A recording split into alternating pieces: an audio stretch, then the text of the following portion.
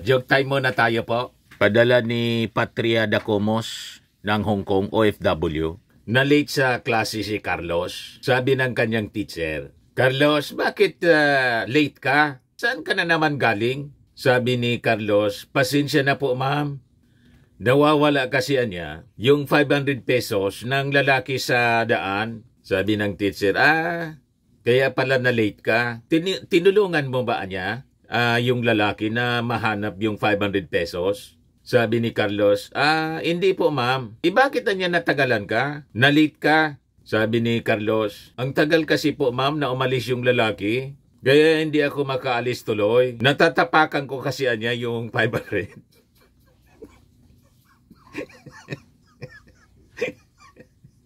Kaya nakatayo lang siya. Habang naghanap yung lalaki ng 500, natatapakan niya. Kaya hindi siya umalis. Na-late.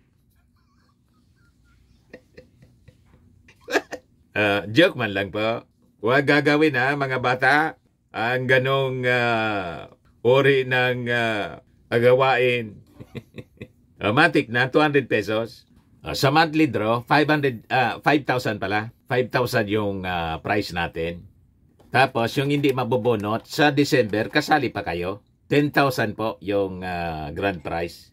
Dito na tayo sa ating seryosong topic. Kasi pinaliwanag po ng isang international law expert yung warrant to arrest na pinalabas ng ICC po. It is legal. It is in order. Tama yung pagka-serve. Walang problema. Kasi yun ang pinapalabas sa mga propaganda mga kababayan ng mga DDS vloggers. Sabagay, sabi ko nga po, confirm na sa investigation ng Congress, talaga ito mga DDS vloggers, santambak na mga fake news peddlers. Si MJ Kiambao po, tapos si Crisitio, walang magawa kundi mag-sorry sa mga paglalapastangan nila sa Kongreso at sa gobyerno in general, sa mga baseless accusations nila. Walang mga dokumento, basta pag naisip nila na magsalita, tira lang ng tira at yung mga pagmumura. So wala silang magawa kasi na-prove na mga mali yung kanilang mga pinapakalat na mga balita. Nagsorry sila. Ginisa po ni Congressman Benny Abante na isang pastor. O ngayon, ganon din dito sa pag-serve ng warrant of arrest laban kay Digong. O ngayon, minabuti mga kababayan ni Jose Claire Castro ng Presidential Communications Office na imbitahin ang isang international law expert. Ito ngayon, pakinggan natin mga kababayan para hindi kayo mabiktima ng mga maling impormasyon at maling paniwala, mga black propaganda. Ito siya, mga kababayan. At ngayon po, makakasama natin ang ICC accredited lawyer and international expert na si Attorney Joel Butuyan para magbigay po ng linaw sa iba pang mong katanungan. Good morning, Attorney Joel. Good morning, Yusek Claire, at maraming salamat sa imbitasyon ngayong umaga. Opo. Kahapon po sa Senate hearing ay marami pong naging issue pero hindi po masyadong na-elaborate yung mga sagot dahil po minsan ay nakakat po agad. Unahin po natin, Attorney Joel. Sinasabi po na mukhang labag ang ginawa sa pag-surrender kay dating Pangulong Duterte nang walang court order. Maaari niyo po bang i-explain dahil ang sinasabi po ni SOJ Boying Rimulya ay nasa batas naman po ng RA 9851 na pwedeng i-surrender sa International Court. Pakiliwanag nga po yan, Atty. Butuyan.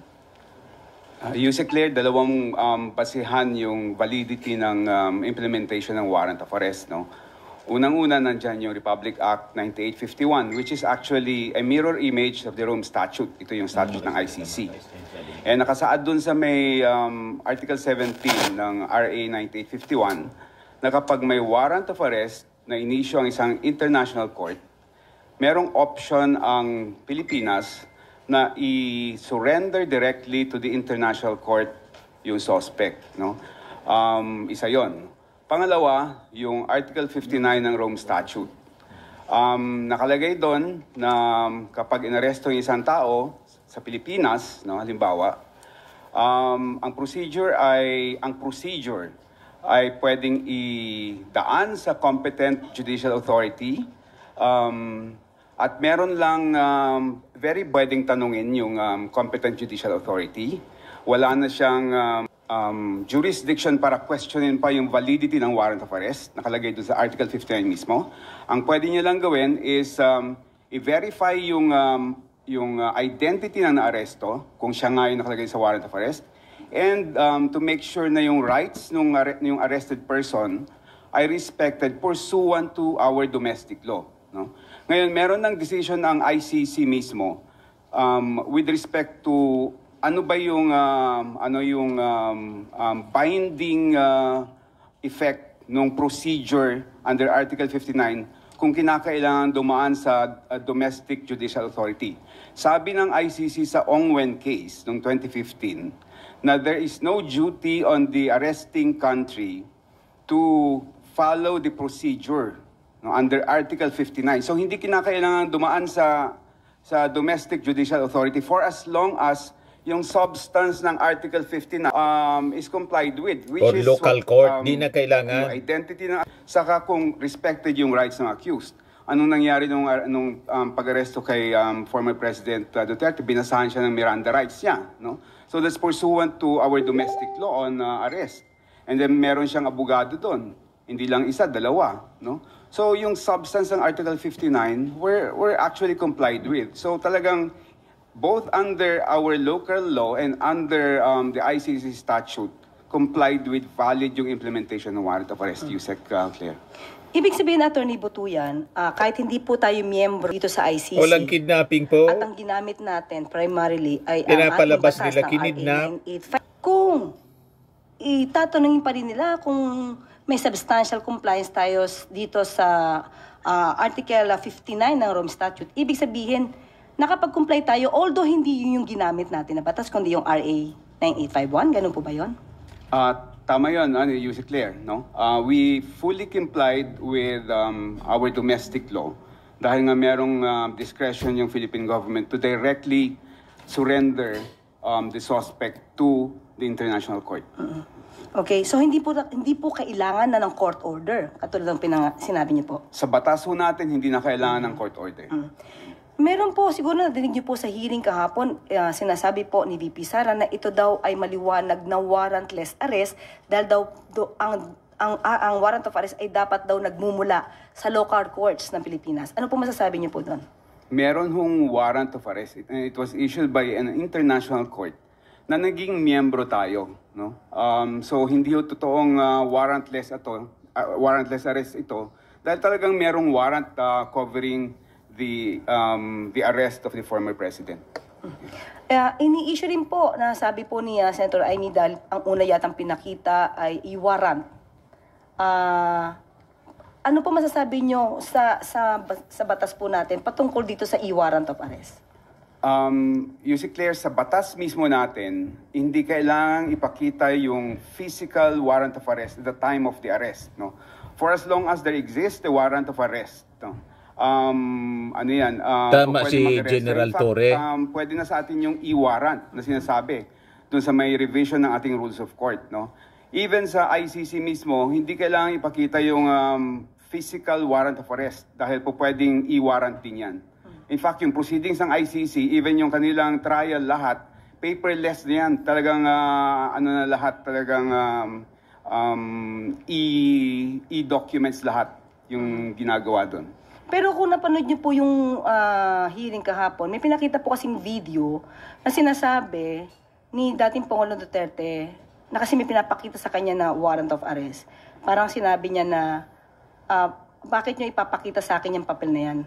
So it means meron din physical copy ng warrant of arrest na pinakita sa kanya? Tingin ko, prinit yung e-warrant na yon at pinakita sa kanya, and valid ho yung ganong klaseng procedure. Valid po yun. Oho. At ito pa po, attorney, sinabi po nila na ni VP Sara, lumalabas daw pong ito ay extra rendition lamang. Ano po masasabi niya doon? Yung extra rendition ay yung pag-aresto ng parang isang terorista na isusurrender sa isang country, no? Sa ibang country, hindi sa international court, no? Dito merong doon walang warrant of arrest 'yon, yung extra rendition. Ito meron hong warrant of arrest issued by an international court. And hindi ito country to country. So hindi ho extradition yung nangyari dito. At isa pa po, pinag-uusapan din po yung diffusion at saka po yung red notice. Ang sabi po kasi, ang natanggap po nila ay yung wanted person diffusion. So, ano po sa tingin niyo po, nakapag-comply po dahil hindi daw po red notice ang natanggap? Ano po yung masasabi niyo po doon?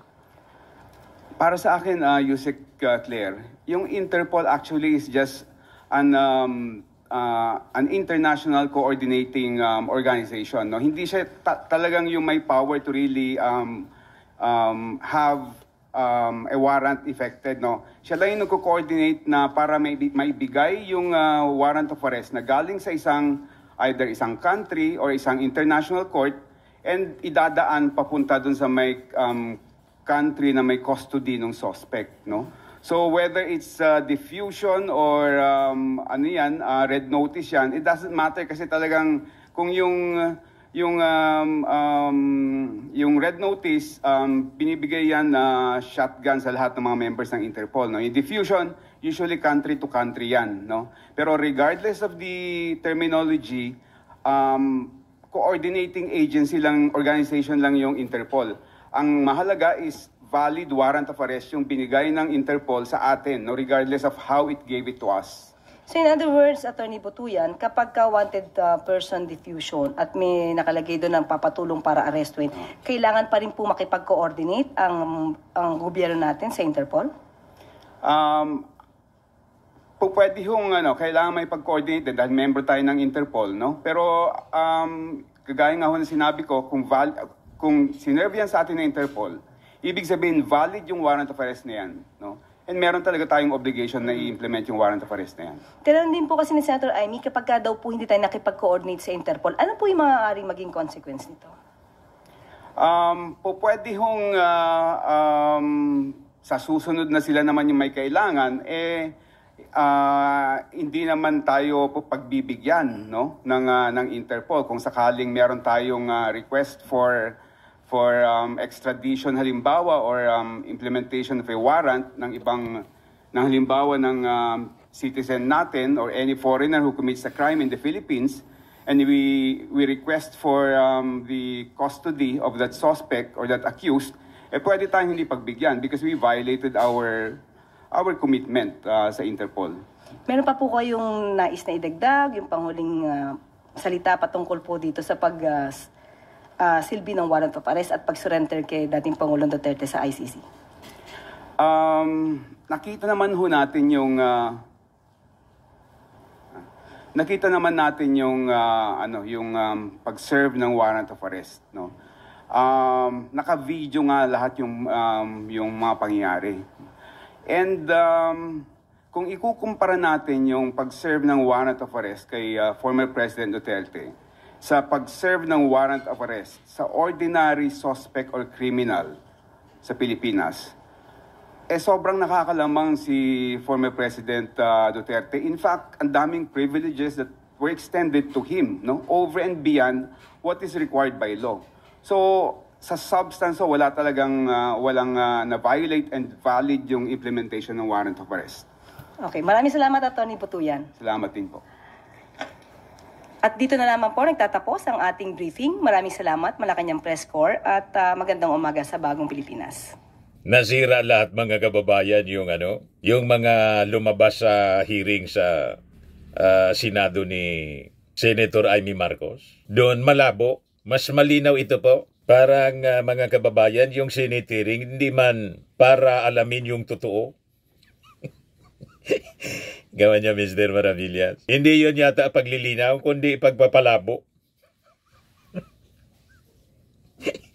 O, di ba? Pero itong paliwanag po ng isang international expert, napakalinaw na legal, walang nilabag na batas sa ating domestic laws. At pag tiningnan natin yung pag-serve ng warrant of arrest kay dating Pangulong Digong, excellent po.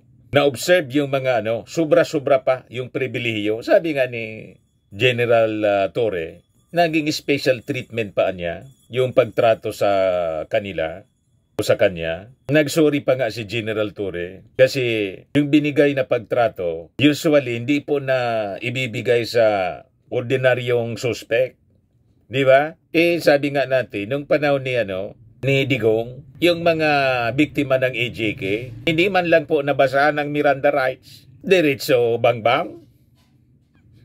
Di ba? Kaya nga po, may kaso siyang crimes against humanity. So malinaw na po, wag maniniwala sa mga sabi-sabi, doon tayo sa mga credible sources. And maybe si Sara Duterte, kaya po nagsabi na malaboan niya, makabalik pa yung tatay niya. Kasi baka nakakonsulta na rin siya sa mga international experts, sa mga possibilities. Kung is it still possible na yung kanyang tatay makabalik pa. Resign na po siya sa kanyang paniwala. Acceptance na ang sinabi ni Sara Duterte. In fact, sabi, mag-move on na niya tayo.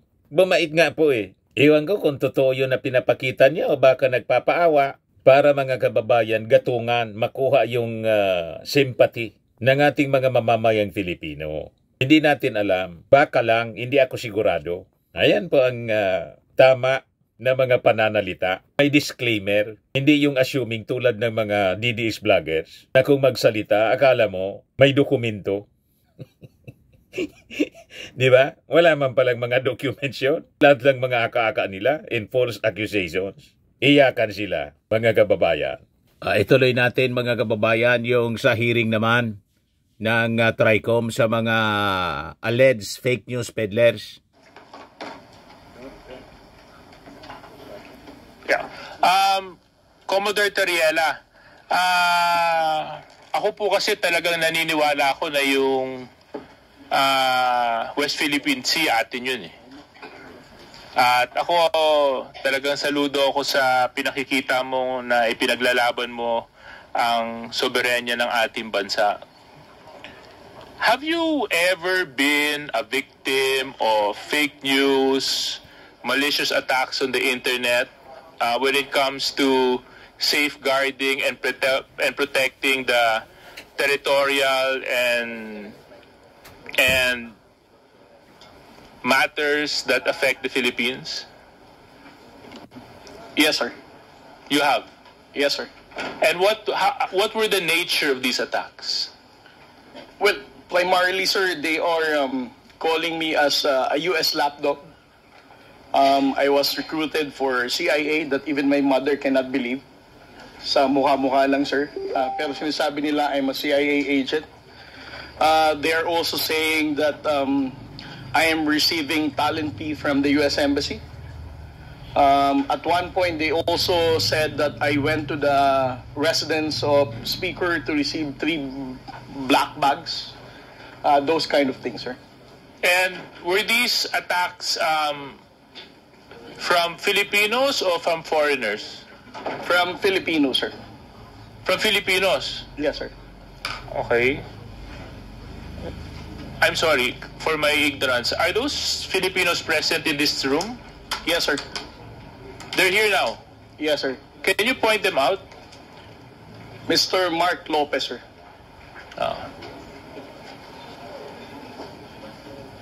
Mr. Mark Lopez. I can't seem to. Who is Mark Lopez? There. Okay. Mr. Mark Lopez. So dito po sinasabi ni Commodore J. Tariela na meron ka daw pong mga isinusulat na hindi makatotohanan laban sa kanya. Pwede mo po bang ipaliwanag ito?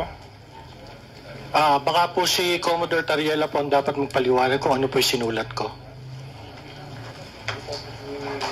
Okay, yes, please. I want to understand because I want to know because you're a uniformed personnel of the Philippine government. Yes, sir. No?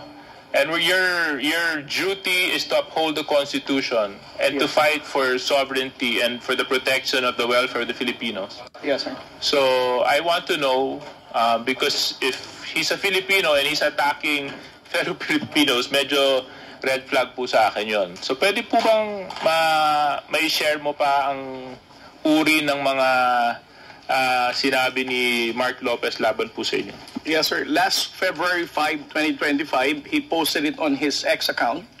Si J. Tariela ang masigasig na nagbebenta niyan. sponsored by Biden administration. And also last August 23, 2024, he said, patriotism my ass. Kayo kaya ang taksil sa bayan dahil sunod-sunuran kayo sa dikta ng Amerika. Booking na ang kawalang hiyaan mo, Jay Tariela. And Okay, yes. series of postings, sir. Yeah. Let's ask him to comment on those. Mr. Mark Lopez, you're questioning the patriotism of one of our uniformed personnel.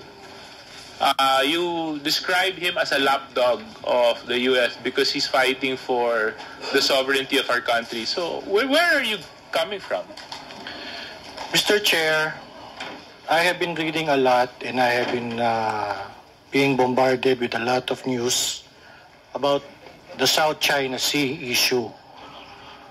And among this news or information that I have been able to obtain is that the United States is using the Philippines to promote its agenda in the South China Sea. And it is on Google, it is in the news. And Okay. the basis of my assertion about Commodore Tariela is very striking because yung pong ginagamit niya mga terms regarding the South China Sea issue is very similar to the United States propaganda regarding the South China Sea issue. And it is also on record that Commodore Tariela has been to the United States, has been is very supportive of the assertive transparency that is being propagated by the United States in the South China Sea. Okay, thank you very much, Mr. Mark Lopez. Ang hindi ko lang po I'm trying to understand, no? You're saying that he is a lapdog just because he's fighting for what is rightfully ours? It's in the similar vein. Kasi yun din naman po ang sinisigaw ng mga mamamayang Pilipino. Atin po yun. Yun din po yung sinisigaw ng mga mangingisda na nanggagaling sa Zambales na araw-araw kinakawawa na binabangga ng mga Chinese militia vessels. Yun din naman po yung nararamdaman ng milyon-milyong Pilipino na yun po talaga ay para sa Pilipinas at pag may may-ari ng Pilipino. At ngayon po nakakalungkot, kanina nung ini-interpolate ni Kong Rog, pati yata yung Palawan, sinakop na rin ng China sa kanilang bagong press release. No, ito po ba dahil sa nais to ng US? I don't think so.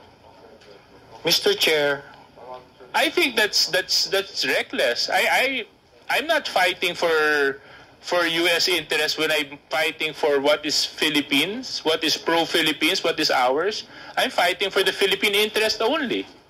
Mr. Chair, pwede ko po matanong, ano po ba yung atin na inagaw? Ulit? Ano po yung sa atin na inagaw? Ano po yung? Ano po yung ating territory na inagaw? O kinuha? What do you, wait.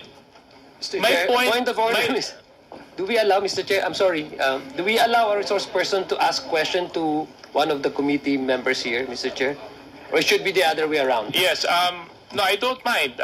If you want to get into a debate with me, Mr. Lopez, about this, then I'm sure we can. But my point is, you're saying that just because I, for example, believe that that is rightfully owned and that is rightfully by the Philippines, and you're saying, and your logic is, I'm following U.S.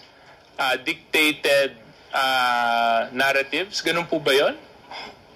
Mr. Chair, the South China Sea issue po kasi is a very complex issue. And ang nakakalungkot po kasi, ang Pilipinas po ang ginagamit because of our strategic location. The South China Sea issue is anyway, Mr. Chair, can I can I request that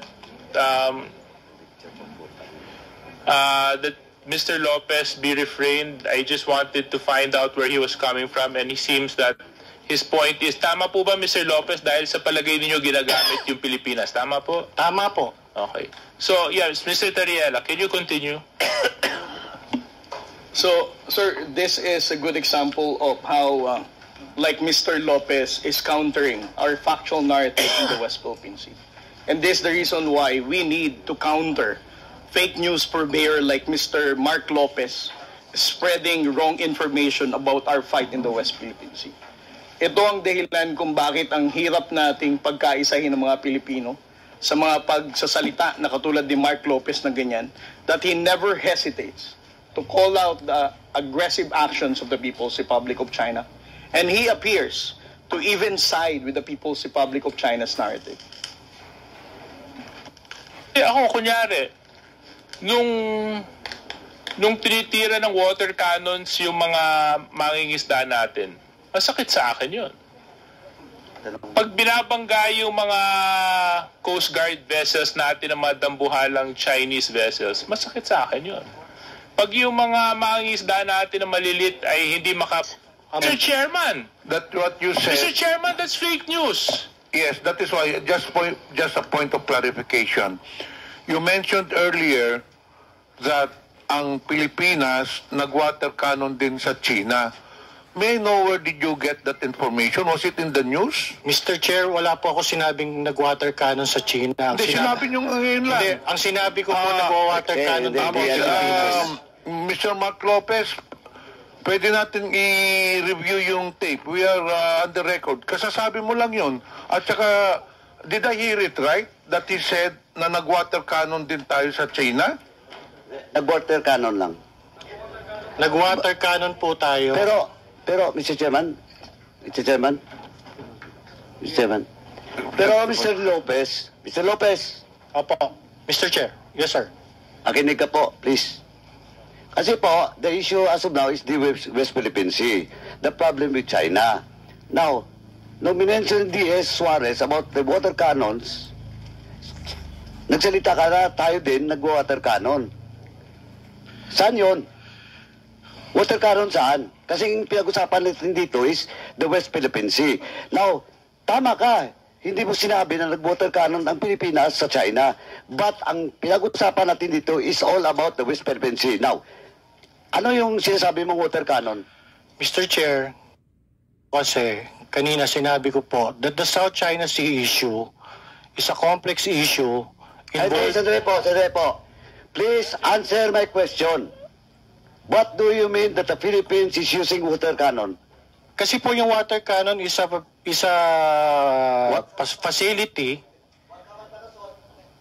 Opo. Huwag ka magpalusot. I warn you. You're under oath. Ang water cannon Sagutin mo po where you refer that water cannon. Hindi po. Ang water cannon na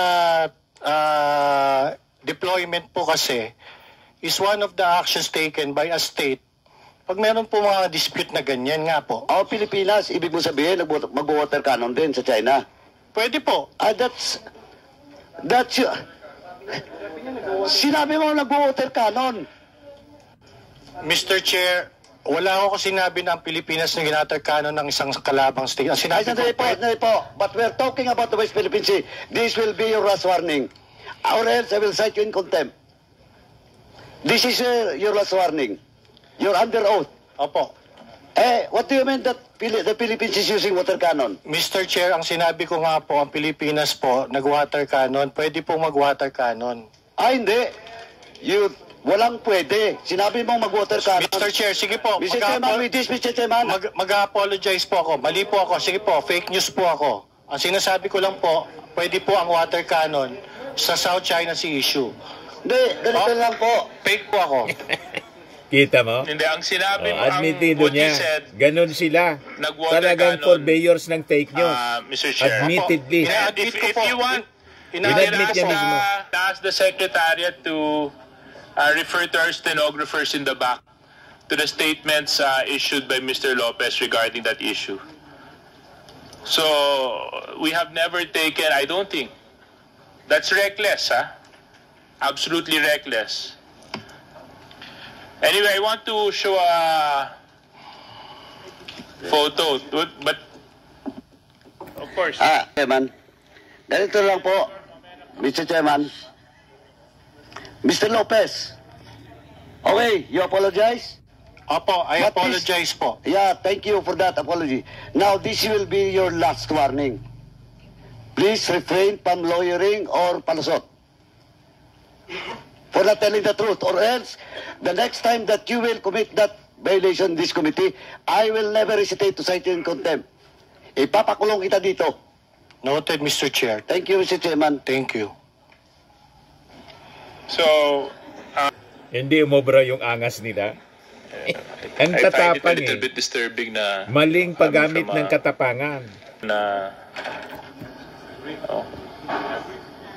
I mean, of all things that can come from a fellow Filipino, yung hindi pa natin pagmamalasakitan yung kapwa Pilipino. Yun, medyo maaaring hindi tayo magkaisa sa mga political positions natin. Kasi lang kung Pilipinas na ang pinag-uusapan, dapat no questions asked. Isang bansa lang, isang bandila lang tayong lahat. Anyway, Comsec, can you just post a photo? I just wanted to get clarification on this. Yan sila sa China. Can you zoom into the photo?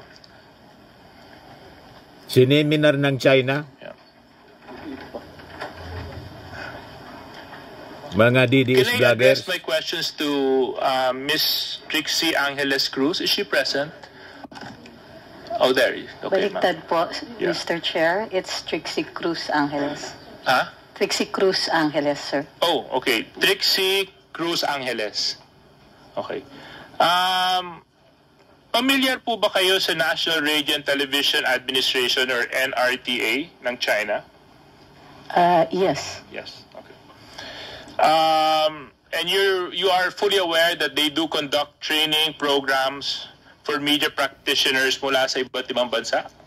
Yes. At dito po sa larawan, pwede niyo po ba ibahagi sa komitiba kung sino-sino po ang nandito sa larawan? Medyo malabo po, malayo po yung, kung maaari pong lakihan para makita ko. Okay.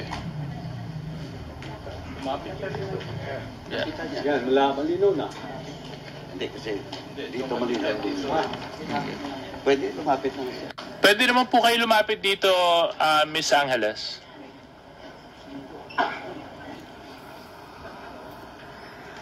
Yung pangalan ng iba, kasi it's been some time at hindi po kami magkakakilala lahat nung pumunta kami. So ang naaalala ko lang yan, si Miss Pia Morato who was speaking for the group. She's in front. Tuturo ko po ba? Yes, please. Yes.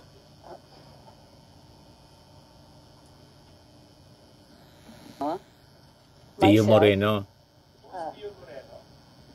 He was there as a journalist and I think an information officer. He is also, I understand he's a blogger. Mr. Mark Lopez and Attorney Ahmed Paglinawan. But the others, hindi ko na po maalala yung pangalan nila. Mr. Mark Lopez. Si Mark Lopez dyan. Behind me. Ito si Mark Lopez. Oh. Yes, sir. And who else, ma'am? I don't remember the names of the others. Okay. Thank you very much.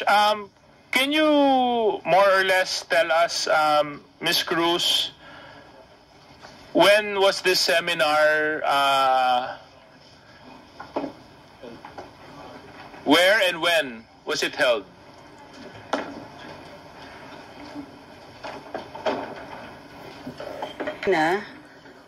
On May 23rd to June 5th, 2023. So 2023. Yes, sir. So, again, what dates? May 23rd to June 5th, 2023. So ilang araw po kayo sa China, Ms. Cruz? May 23rd. mahina po ako sa math, but from May 23rd to June 5th, I assume that's about roughly about 12 days. 12 days, so More more or or less less. around 2 weeks. More or less. Yeah. And this seminar, was it sponsored or did you have to pay for your seminar fees? This was sponsored. So, ang nagbayad po nito ay yung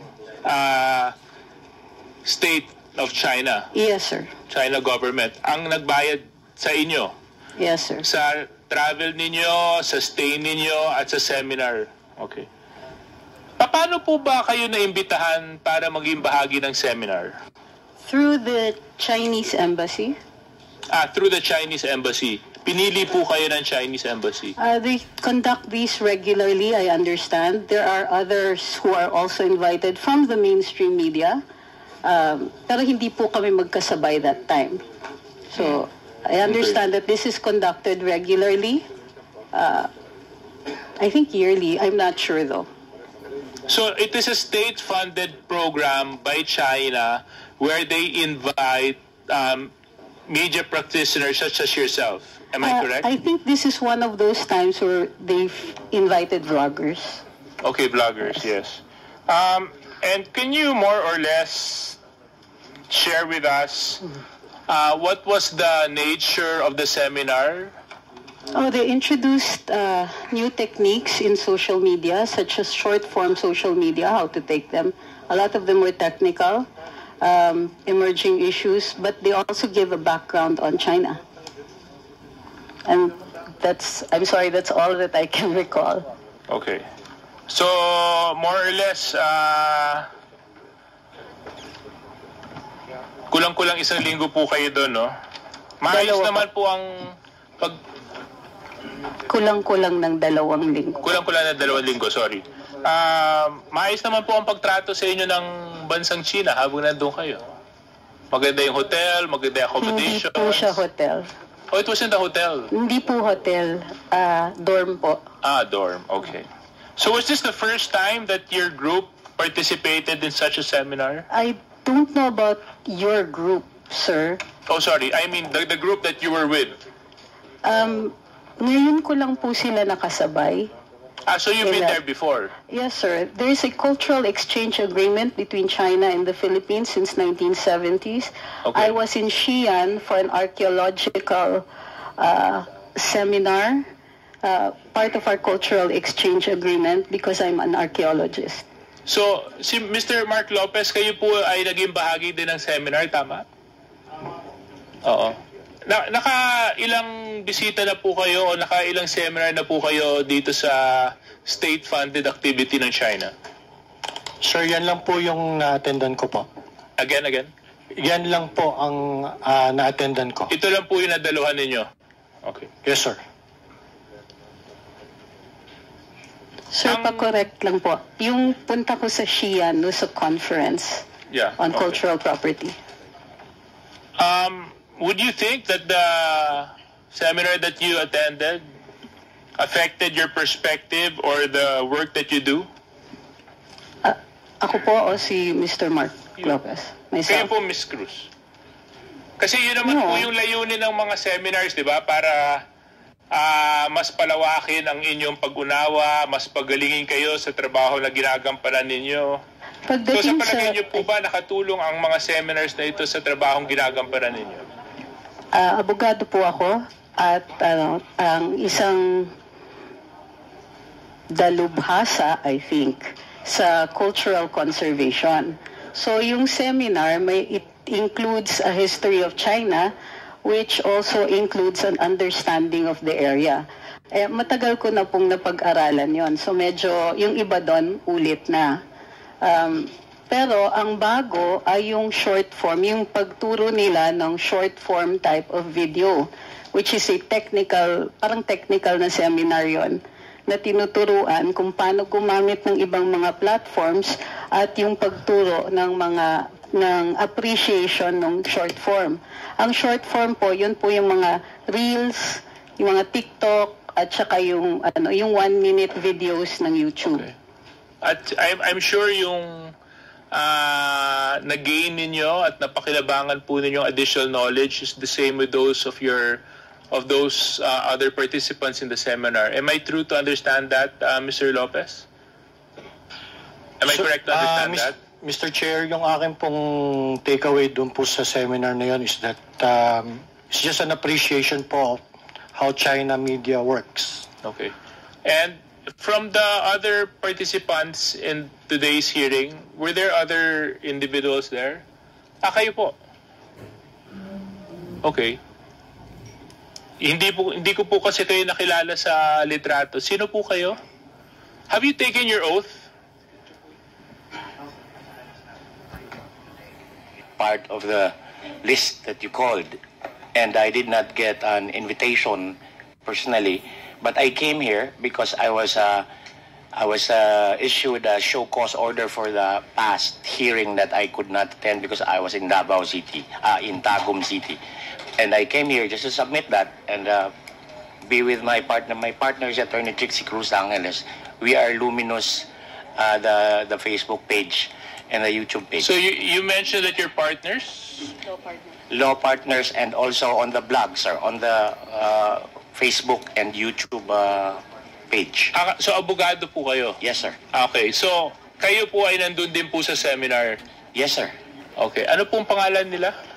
Ahmed Paglinawan. Okay, thank you very much. So anyway, that's all I have to ask, Mr. Chair. No? So thank you very much. At least ilang source persons na nakinabang po sila dun sa state-sponsored seminar. Mas naintindihan nila yung paggamit ng mga reels, ng mga threads, ng mga short videos. Ang pakiusap ko lang, sana itong dagdag kakayahan na naibahagi po nila sa inyo ay magamit nyo po para sa kapakinabangan ng bansang Pilipinas. Maraming salamat. At itong ating programa, mga kababayan, atid sa inyo nitong ating mga sponsors. Fairmax Firming and Lifting Cream. Pinapay po sa mga pulses in affected area. Mainam po ito sa mga pains at paninigas ng mga kaso-kasuan. Ito sa mukha naman yung application, anti-aging, Automax po siya. Ito ay Glow 60, mga kababayan. Whitening po siya. Made in South Korea. Ito naman po, Ningxia Red Mix Fruit Drink. Gawa po siya sa goji berry. May anti-cancer properties po siya. At sa mga nagana po ng malinis and spacious fitness gym, pumunta lang po kayo sa aming Colossal Fitness Gym. May Grab Car Rental din po kami. At bills payment po sa aming office. At saka sa mga mahilig po sa mga imported bags, manood po kayo sa live selling ni Madam Aileen Rosales sa kanyang Aileen Closet po. Pati mga shoes, ito yung kanya po. Ito yung kanyang page. Kita ninyo, napakagandang mga online selling po siya. Si Madam Aileen Rosales. Cellphone number niya po, 773-798-7816.